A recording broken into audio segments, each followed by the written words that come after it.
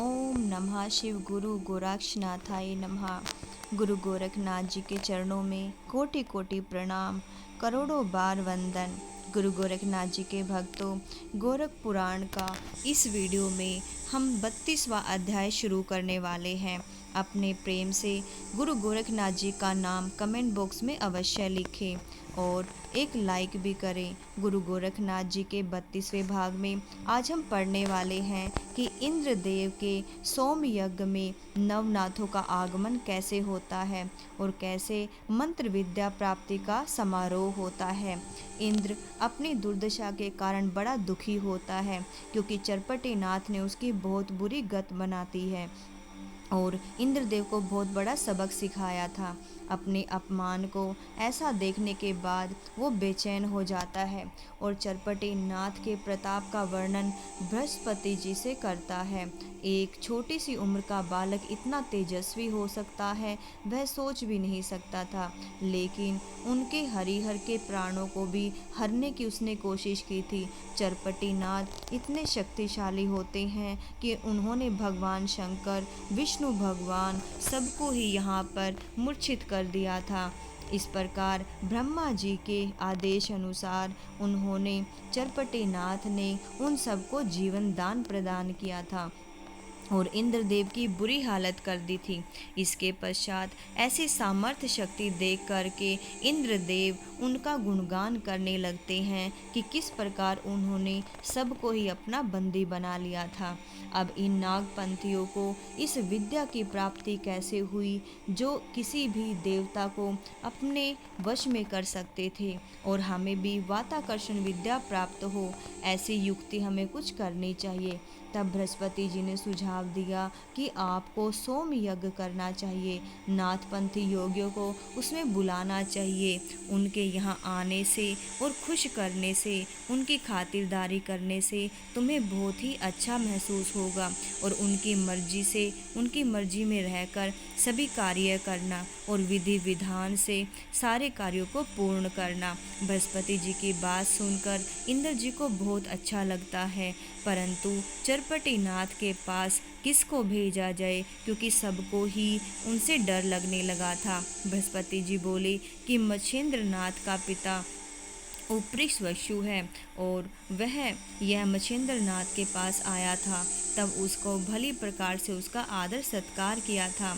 इंद्रदेव ने उसे बुला करके सोम यज्ञ की अपनी इच्छा प्रकट की और अपना विमान नाथों को लेके आने के लिए भेज दिया।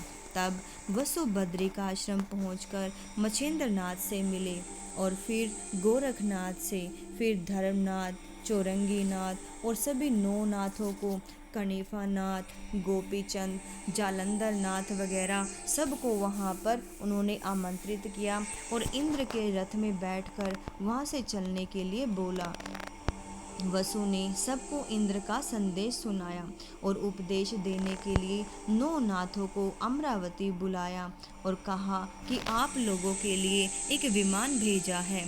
फिर गौड़ बंगले की हेला पश्चिम नगरी में जाकर के मैनावंती को लिया और सरसाल ग्राम से नागनाथ को लिया, गोमती के तट से भरथरी को और चिटग्राम से रेवणनाथ को। इस प्रकार 84 सिद्ध और नवनाथ विमान में बैठकर अमरावती पधारे। उनके विमान आते देखकर इंद्र जी ने उठकर उन सब का स्वागत किया और हाथ जोड़कर नम्रतापूर्वक सबके कदमों में गिर पड़े। फिर सोने के सिंहासन पर बिठाया और उनकी पूजा करने लगे। सोम यज्ञ में भाग लेने के लिए सबको बुलाया गया था और उनसे पूछने लगे कि कौन सा स्थान उचित रहेगा। तब मच्छेंद्र नाथ और बृहस्पति जी के विचार में आया। उन्होंने बताया कि संकल द्वीप जो है, यहाँ प्रांत में जो अष्टे वन है, वहाँ शीतल छाया है और पानी अति उत्तम यहाँ पर प्रबंध है, इसीलिए वह स्थान जो है वो यज्ञ के लिए सबसे उचित होगा। तब इंद्र यहीं पर पहुंचकर यज्ञ की तैयारी करने लगते हैं और स्वयं यज्ञशाला में बैठने का विचार बना लेते हैं। बृहस्पति जी के मंत्र उच्चारण की और 9 नाथों की आहुति डालने की योजना बनाई गई। यह सब मैनाकनी के सीमा के होने के कारण मछिंद्रनाथ और मोनीनाथ की याद आई। तब उपृक्ष वसु में उन दोनों को वहां लाने की उन्होंने प्रार्थना की और उनके वहां आने पर मछिंद्रनाथ ने उन्हें रोक लिया। मोनीनाथ को विद्याभ्यास करने का कार्य सौंपा गया। फिर मछिंद्रनाथ के नेतृत्व में सोम यज्ञ शुरू हुआ और बृहस्पति जी ने इंद्र से कहा कि आप स्वयं यज्ञ में बैठकर उपृक्ष वसु और अपने साथ उनको बिठाएं। बृहस्पति जी ने उनको आग्रह पूर्वक कहा कि सारी व्यवस्था आप देख लें। जो चीज़ जितनी खर्च हो रही है इंद्र जी वह स्वयं ही दे रहे थे। उनसे सेवा करने में कोई भी कमी नहीं रखी। इंद्रदेव की व्यवस्था को देखकर सारे अति प्रसन्न हो रहे थे। सभी ने इंद्रदेव की काफ़ी सराहना की। मोनीनाथ को विद्या सिखाते समय इंद्र ने मोर का रूप धारण कर लिया और मछिंद्रनाथ ने बताई वाताकर्षण विद्या की प्राप्ति कर ली। इस प्रकार इंद्र को यहाँ पर बड़ी सफलता मिली। 1 वर्ष यज्ञ चलता रहा। तब मछिंद्रनाथ विद्या पढ़ाते रहे। यज्ञ संपूर्ण होने पर मछिंद्रनाथ जी अग्र पूजा के लिए बैठ गए। यश भाग में पूजन होने पर इंद्र ने दूसरे नाथों को भी पूजा करने को कहा और वस्त्र और आभूषण देकर उनका सम्मान किया। इसके पश्चात नवनाथों को भी सिंहासन पर बिठाने के पश्चात इंद्र ने हाथ जोड़कर प्रार्थना करते हुए कहा कि मुझ पर जो भी अपराध हुआ है उसे क्षमा कीजिए, मेरे अपराध को क्षमा कर दीजिए। मछिंद्रनाथ मोनीनाथ की वाताकर्षक शिक्षा सीख रहे थे। वह विद्या मैंने चोरी से सीख ली है, कृपा करके अब मुझे वरदान देकर कृतार्थ करें। इंद्र की चोरों की तरह ये अपराध सुन करके नवनाथ क्रोध में भर गए। उन्होंने इंद्र को श्राप दे दिया कि तूने कपट में आकर के तुमने मुझे कपट में यहाँ पर बुलाया। नवनाथों को बुलाने का तुम्हारा इरादा ही गलत था, इसीलिए हमें यहाँ पर बुलाकर तुमने चोरी से जो विद्या सीखी है सो हमारे शाप से वह निष्फल हो जाएगी।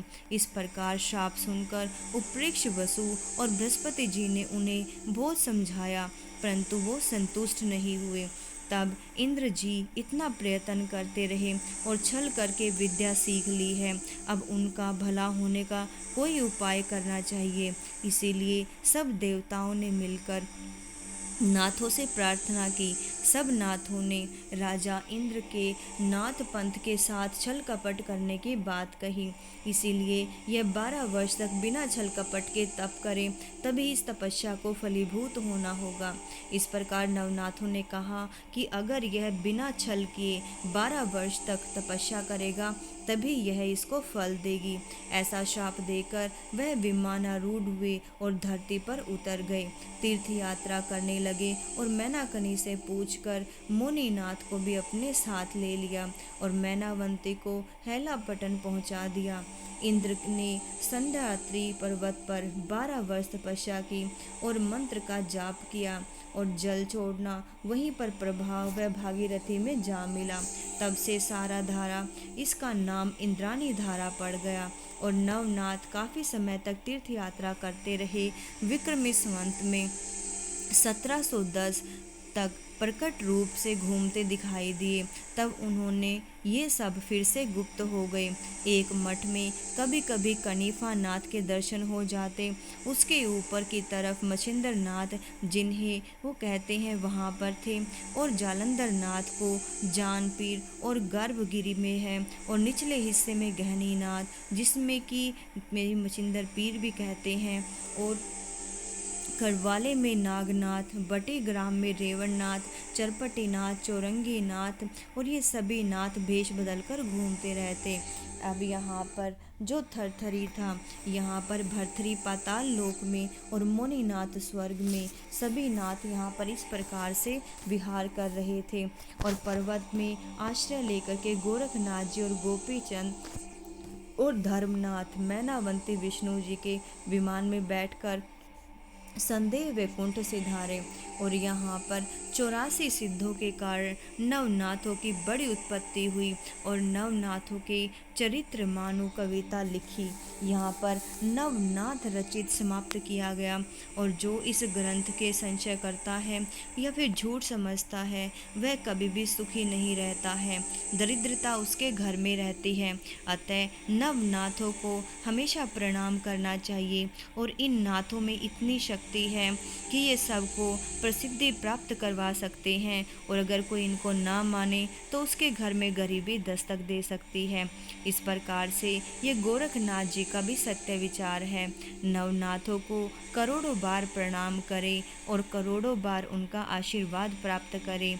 गुरु गोरखनाथ जी के चरणों में करोड़ों बार प्रणाम, नवनाथों के चरणों में करोड़ों बार प्रणाम। ये नवनाथ इतने सिद्ध देव रहे हैं कि इनके आगे ब्रह्मा विष्णु महेश की भी शक्तियाँ फीकी पड़ जाती थी। इन नवनाथों को कोटि कोटि प्रणाम। नवनाथों की जय जयकार लिखकर आप भी कुछ पुण्य कमा सकते हैं। गुरु गोरखनाथ जी के भक्तों को मेरा हमेशा ही प्रणाम रहेगा। ओम नमः शिव गुरु गोरक्षनाथाय नमः। ओम नमः शिव गुरु गोरक्षनाथाय नमः। ओम नमः शिव गुरु गोरक्षनाथाय नमः। गोरखनाथ जी सब पर अपने कृपा बरसाए रखे। इसी के साथ हम गुरु गोरख पुराण का 32वां अध्याय समाप्त करते हैं। ओम नमः शिव गुरु गोरक्षनाथाय नमः।